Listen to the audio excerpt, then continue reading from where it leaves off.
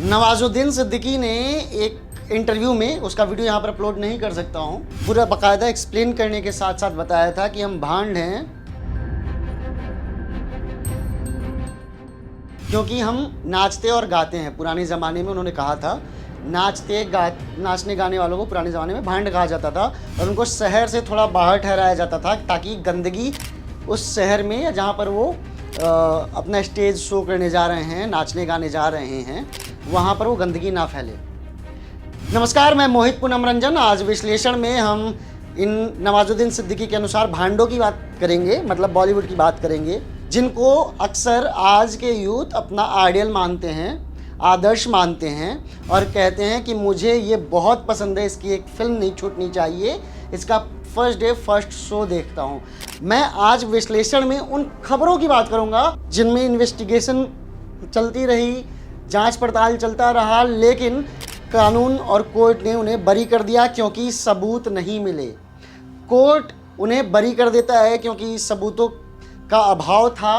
Court अपना काम करता है, वकील अपना काम करते हैं, लेकिन कानून के साथ खिलवाड़ कैसे होता है, आज उसकी बात करेंगे। आज बॉलीवुड के भांडों की बात करेंगे। दोबारा बता दूं, भांड शब्द मेरा नहीं है, खुद एक जाने माने एक्टर नवाजुद्दीन सिद्दीकी का है कि वो कहते हैं कि हम जो एक्टर्स हैं वो भांड हैं, एक्टर एक्ट्रेस जो भी हैं हम भांड हैं। तो ये मेरे शब्द नहीं है, आपको गूगल पर ये वीडियो मिल सकता है। ये अपलोड नहीं कर सकता हूँ क्योंकि कॉपीराइट का इशू आ जाएगा। तो इन भांडों की बात करते हैं, उन केसेस के बारे में बता देते हैं जिन केसेस को दबा दी गई या जिन केसेस का इन्वेस्टिगेशन ठीक से नहीं हुआ।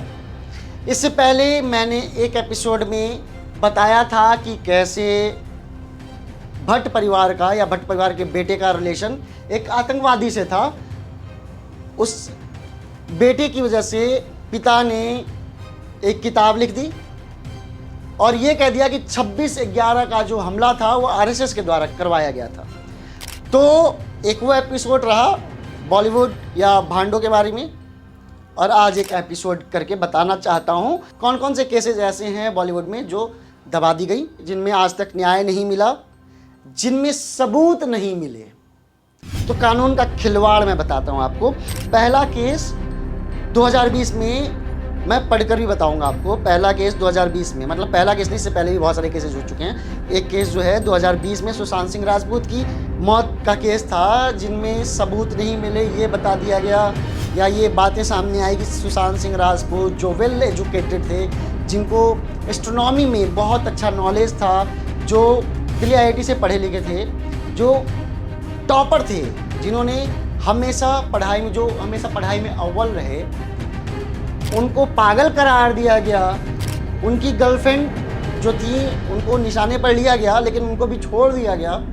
भट्ट परिवार का जो उनकी गर्लफ्रेंड थी उसका रिलेशन भी सामने आया था, फिर उसे भी दबा दिया गया। और सुशांत सिंह राजपूत का केस आज भी दबा हुआ है। कानून या मीडिया के अनुसार कहा यह जाता है कि सुशांत सिंह राजपूत पागल होने लग गए थे, इसलिए उन्होंने आत्महत्या कर ली। लेकिन सुशांत सिंह राजपूत के केस में बहुत सारे तथ्य और सत्य सामने नहीं आ पाए, जैसे उनके अकाउंट से पैसा ट्रांसफ़र होना बाहर रिया चक्रवर्ती के भाई के अकाउंट में। रिया चक्रवर्ती सुशांत सिंह राजपूत की गर्लफ्रेंड थी, तब रिया चक्रवर्ती का महेश भट्ट के साथ शायद कुछ रिलेशन भी सामने आया था, लेकिन ये खबर दबा दी गई।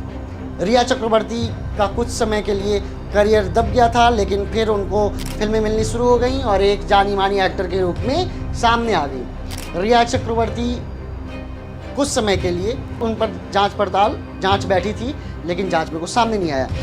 एक केस था 2018 में, तनुश्री दत्ता ने मीटू हैशटैग शुरू किया था। तनुश्री दत्ता नाना पाटेकर पर एलिगेशन लगाती हैं और मीटू जो उस समय आंदोलन था, मीटू आंदोलन कह सकते हैं, मीटू आंदोलन बहुत पॉपुलर हो गया था।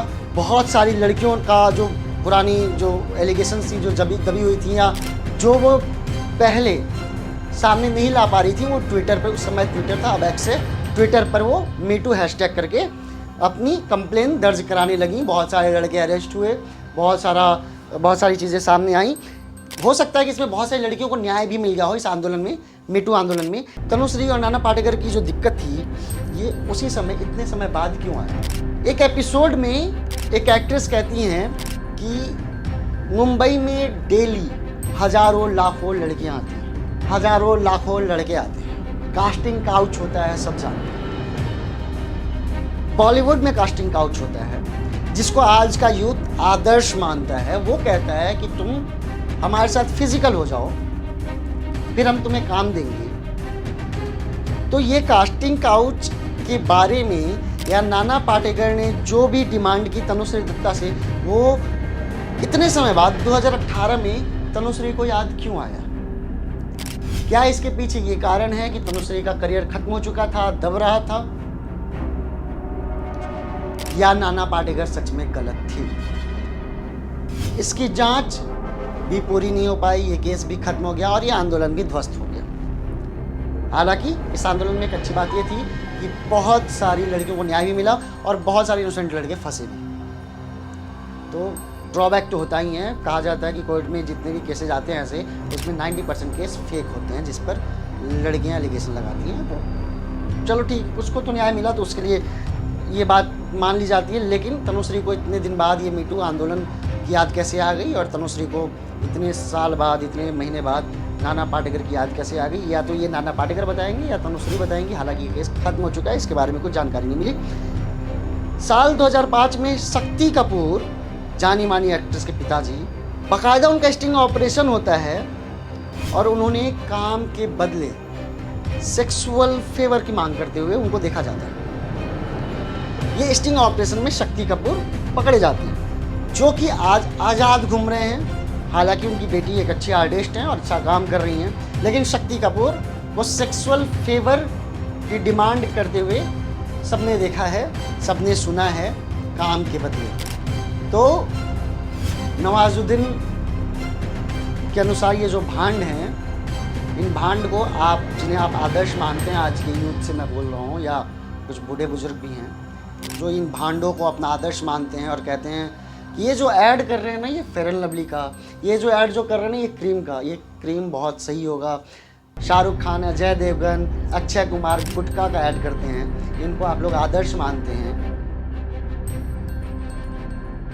देश को बर्बाद, यूथ को बर्बाद करने का रास्ता बताते हैं, इनको आप लोग आदर्श मानते हैं। क्यों मानते हैं ये आप समझिएगा। लेकिन मेरा कहना ये है कि शक्ति कपूर, श्रद्धा कपूर के पिताजी भी सेक्सुअल फेवर की डिमांड की। अगर श्रद्धा कपूर शक्ति कपूर की बेटी नहीं होती, भगवान ना करे अगर उनसे कोई ऐसा डिमांड करता, तो शक्ति कपूर को कैसा महसूस होता। खैर आगे चलते हैं भांडों के बारे में। अगला सवाल, जिया खान सुसाइड केस 2013 में हुआ था।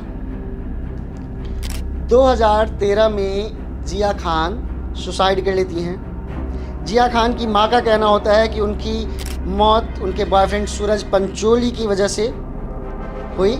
हालांकि कोर्ट ने सूरज पंचोली को निर्दोष करार दिया और सूरज पंचोली बाहर घूम रहे हैं, आज़ादी से घूम रहे हैं। कोर्ट, कानून और ये भांड एक्टर्स, क्या सही है क्या गलत कोई नहीं जानता है।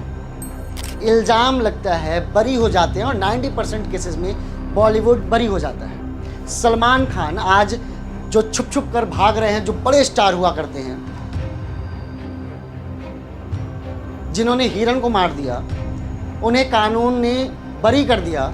Z+ सिक्योरिटी लेनी पड़ेगी उन्हें, कोर्ट ने उन्हें बरी कर दिया। हालांकि सलमान खान जो सोए हुए लोगों पर गाड़ी चढ़ा दिए, उन्हें कुछ दिनों के लिए जेल में रहना पड़ा। आज सुपरस्टार है, बिंग ह्यूमन, उन्होंने NGO दिखावे के लिए शुरू कर दिया। संजय दत्त AK-47 को अपने घर में रखते हैं, जिसके बाद उनकी फिल्म खलनायक बहुत पॉपुलर हुई, जिसमें गाना है नायक नहीं खलनायक हूँ मैं। ये गाना आप सबने सुना होगा। कोर्ट ने उन्हें कुछ दिनों के लिए जेल में भी रखा, फिर वो भी आज़ाद घूमने लग गए, उन्हें भी बरी, वो भी निर्दोष करार दे दिए गए, उन्हें बरी कर दिया गया। बॉलीवुड में श्रीदेवी केस आपको याद होगा, दुबई में उनकी हत्या हो गई और फिर छोटा सा बाथ टब में उनको पाया गया। छोटा सा बाथ टब था जिनमें उनकी लाश मिली। उस केस का भी कुछ पता नहीं, कुछ कोई जानकारी नहीं। इन सारे केसेस को दबा दिया गया। जितना बड़ा चेहरा उतना बड़ा क्राइम। ड्रग कंट्रोवर्सी भी हुआ कि बॉलीवुड के एक्टर्स ड्रग्स लेते हैं। फिर ये सब केसेस को भुला दिया गया। कहने का मतलब ये है कि बॉलीवुड, जिन्हें खुद बड़े एक्टर आज के भांड कहते हैं, नचनिया कहते हैं, गवैया कहते हैं कि इनको शहर से बाहर रखा जाता था ताकि इनकी गंदगी शहर तक ना पहुंच जाए। मतलब गांव शहर में जाते थे ये एक्ट करने या डांस करने या अपना प्रोग्राम करने, तो इन्हें बाहर रखा जाता था क्योंकि ये नचनिया गवैया को इनकी इज्जत नहीं होती थी। आज इनके पास थोड़े पैसे हैं, थोड़ा स्टैंडर्ड बढ़ गया, तो आप लोग आदर्श मान रहे हैं उन भांडों को, उन एक्टर्स को जिन्होंने इस देश में नंगापन दिया, हिंदुओं को दबाने की कोशिश की। आमिर खान की फिल्म आई थी बहुत सारी फिल्मों में, और आमिर खान की क्यों, बहुत सारी फिल्मों में हिंदुओं को दबाने की साजिश की जाती है, कोशिश की जाती है। जो देश को अशिक्षा के तरफ ढकेल रहे हैं, शिक्षित नहीं होने दे रहे हैं, जिन्होंने बताया कि इंटरटेनमेंट का मतलब नंगापन है, जिन्होंने पॉर्न तो कंप्लीट नहीं बना रहा, लेकिन ऐसे बॉलीवुड के बहुत सारे भांड, शिल्पा शेट्टी के हस्बैंड, सेमी पॉर्न फिल्म बनाने के कारण उन्हें गिरफ्तार किया गया। इन भांडों को आप आदर्श मानते हैं तो क्यों मानते हैं? जो केसेस जिनका जिक्र मैंने किया, इन्हें दबा क्यों दिया गया? विश्लेषण में आज इन भांडों के बारे में इतना ही, बॉलीवुड एक्टर्स के बारे में इतना ही। फिर मिलेंगे एक नया एपिसोड में, तब तक के लिए धन्यवाद।